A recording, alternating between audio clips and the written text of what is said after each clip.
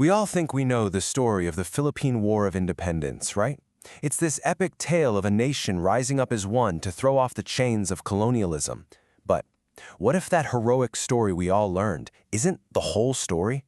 Today, we're going to deconstruct that familiar narrative and take a new look at how this nation was really forged. So, right off the bat, the analysis we're digging into today hits us with a pretty big question. Is the history we've been taught a gross oversimplification? Now, that's a provocative thought, and it really sets the stage for everything we're about to unpack. The core idea here is that this heroic tale of a unified nation rising up all at once, well, it might be more myth than reality. So what is that founding myth? Oh, it's a powerful one. You've got a united Filipino people, totally fed up after 300 years of Spanish rule, finally coming together as one to fight for their freedom. It's a really clean, straightforward story of heroes and villains and a shared destiny. But what if the reality was a whole lot messier? And this brings us to the first big crack in that simple story. For decades, a lot of history has kind of lumped together all these separate, disconnected rebellions into one long, continuous story of national liberation. But this analysis argues that, actually, these early revolts weren't really connected in the way we've been taught at all. So let's dive into that. Let's examine the real motives. Because if you look closer at these early uprisings, the analysis shows that the things that set them off were often intensely local, and not really driven by some grand vision of a free and independent Philippines. Now, this slide is really interesting because it just breaks it down so clearly. I mean, take the Daguhoy Revolt. It lasted for over 80 years. We often frame it as this long fight for freedom, but it actually started because a priest refused to give a man a proper Christian burial. Or look at the Basi Revolt, not about national identity, but about the Spanish government banning the private production of a popular local wine. These were about local rights and local grievances, not yet about a unified Filipino consciousness.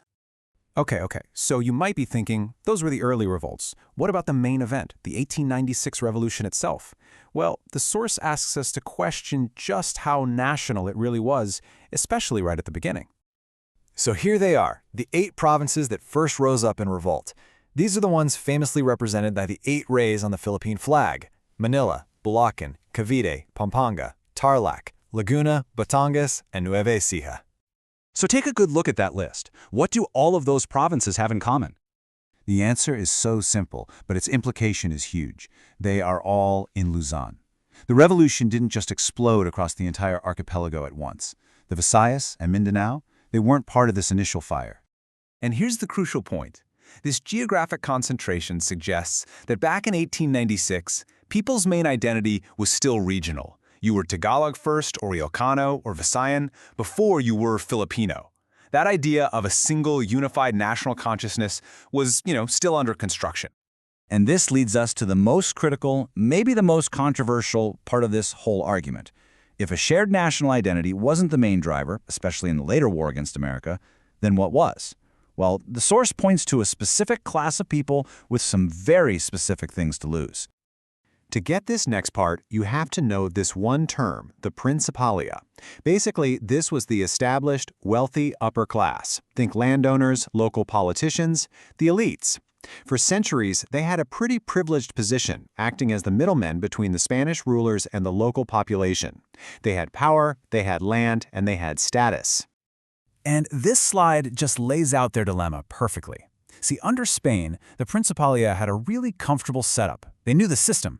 But then the Americans arrive, and they're bringing all these new, threatening ideas. Things like democracy, which means sharing power, land reform, which threatened their huge estates, and way more political participation for everybody. For the elite, this wasn't liberation, it was an existential threat to their whole way of life. So according to this analysis, the fierce resistance against the Americans was driven less by pure patriotism and more by pure self-preservation. The elite class, the Principalía, was fighting to hold on to the power structure that had benefited them for generations. And here's the fascinating twist in the story. When many of these elites realized they couldn't actually win the war, they did the next best thing for themselves. They collaborated. A lot of them quickly cut deals with the Americans, who, for their part, were pretty happy to work with the established elite to help govern the islands.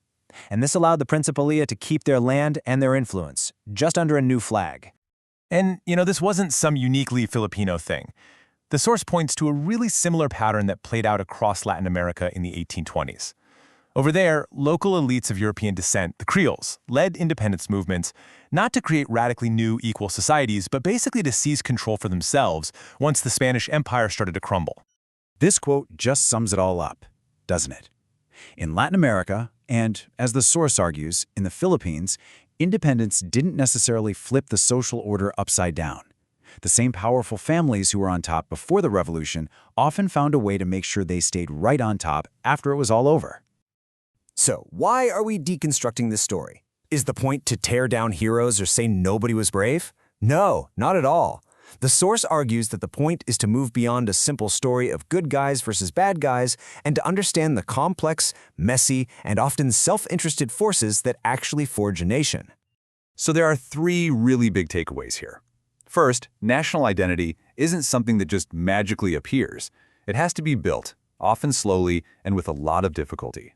Second, it forces us to ask who really benefits from these major historical events. Was it everybody, or was it a select few? And third, it's a powerful reminder that history is a story, and the way that story gets told, the official version, shapes how we see ourselves for generations. And that really leaves us with one final big question to chew on. If a nation's understanding of its own past is built on a simplified, heroic myth, how does that affect its present? How does the story a country tells about itself ultimately define its future?